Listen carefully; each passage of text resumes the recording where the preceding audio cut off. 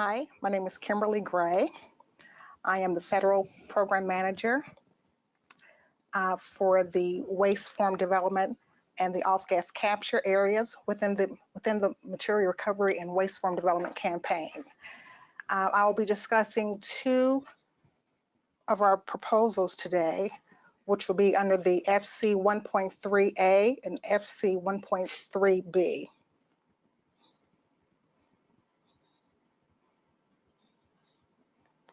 For FC 1.3A, the project is entitled the Iodine Immobilization from Caustic Scrubber Solutions. The size and cost of using the silver-based solid sorbent material alone to remove iodine 129 are relatively large.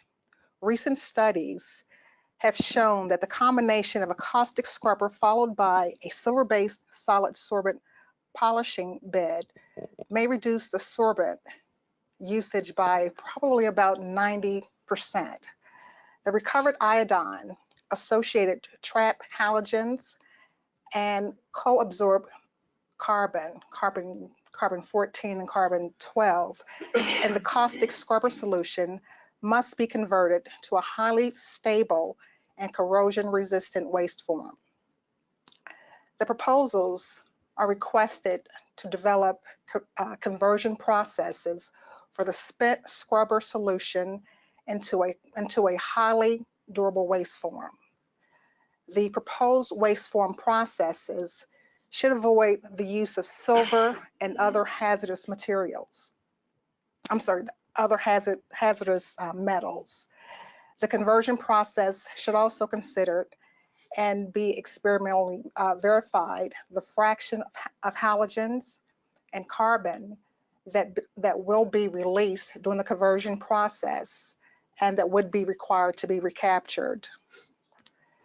The proposed effort should include the production of multiple 20-gram monolithic waste form test samples that will be provided to the DOE National Laboratories for testing, beginning no later than 15 months into the effort and continuing to the conclusion of the proposed project. Samples of the proposed waste forms will be evaluated using the facilities and methods developed within the DOE National Laboratory Complex. Again, I am the Federal Project Manager for this project, and our colleague, Dr. Bob Jubin, is from Oak Ridge National Laboratory, is our technical point of contact. Feel free to contact us with any questions that you might have on this project. I want to move on to FC 1.3B.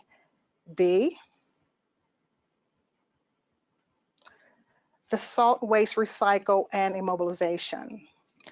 Some advanced reactors and fuel cycles generate alkali and alkaline earth halide-based salt waste streams. These streams contain fission products and some actinides and must be treated to immobilize the radioactive components. The national laboratories are developing a method to dehalogenate the salt waste using phosphate compounds. This process generates a phosphate liquid containing fission products and trace concentrations of actinides. Durable phosphate-based waste glasses may be used to immobilize the resultant molten phosphate-based streams. Proposals are being requested to develop a highly durable and easily processable phosphate-based waste glass. The waste form should be developed to be processed efficiently in existing waste glass melter technologies and result in acceptable glass when slow cooled in full-scale waste glass canisters. The proposed effort should include the production of multiple 20-gram monolithic waste form test samples that will be provided to the DOE National Laboratories for testing beginning no later than 15 months into the into the effort and continuing to the conclusion of the proposed project. Samples of the proposed waste forms will be evaluated using the facilities and methods developed within the DOE National Laboratory Complex. Again, I am the federal project manager for this project, and my colleague, Dr. John Viana, is the technical POC for this project. Please feel free to email us any questions that you might have on this project. I guess we'll open it up for questions right now.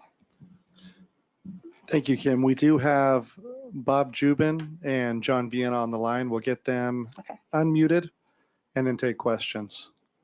Okay. Bob, are you there? I'm here. Okay, we can hear you. We'll get John on the line.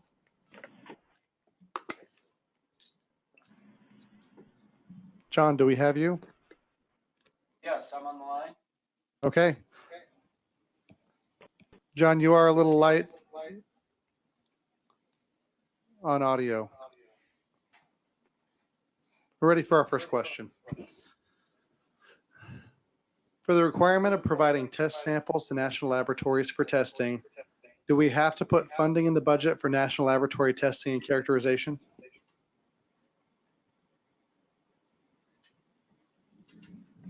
I believe the answer is no. No. I would say no as well.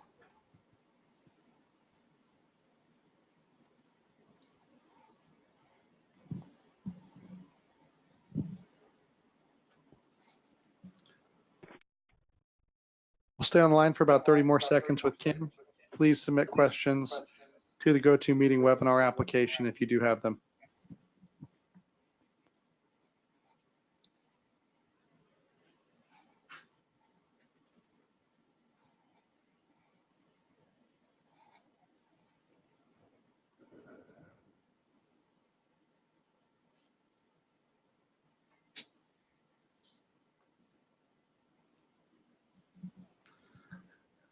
Are there descriptions of initial waste stream compositions?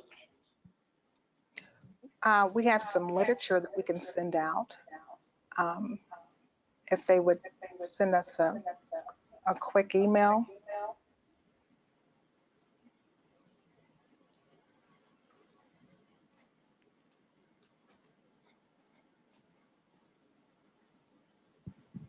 In the University National Laboratory Partnership, must the 20% funding go to the National Lab for testing? No. Is there room for modeling and simulation work on both areas, or is the call aimed to experimental proposals only? What to say? Experimental proposals.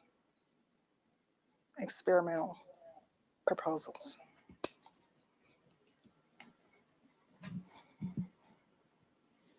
Has there been any recent review of halide waste forms? Yes. Again, we can send out some literature if they'd like, but yes, there has been. Most recent review I'm aware of is by Riley et al. I think in 2018.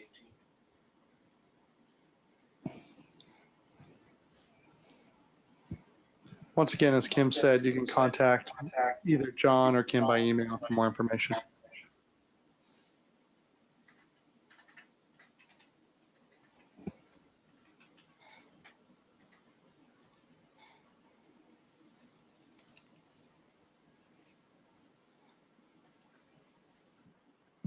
Looks like those are all the questions we have. Thank you to our TPOCs and to Kim for giving us the presentation. We will return at 3:30 p.m. Eastern time to discuss the advanced fuels NEUP work scopes. Thank you.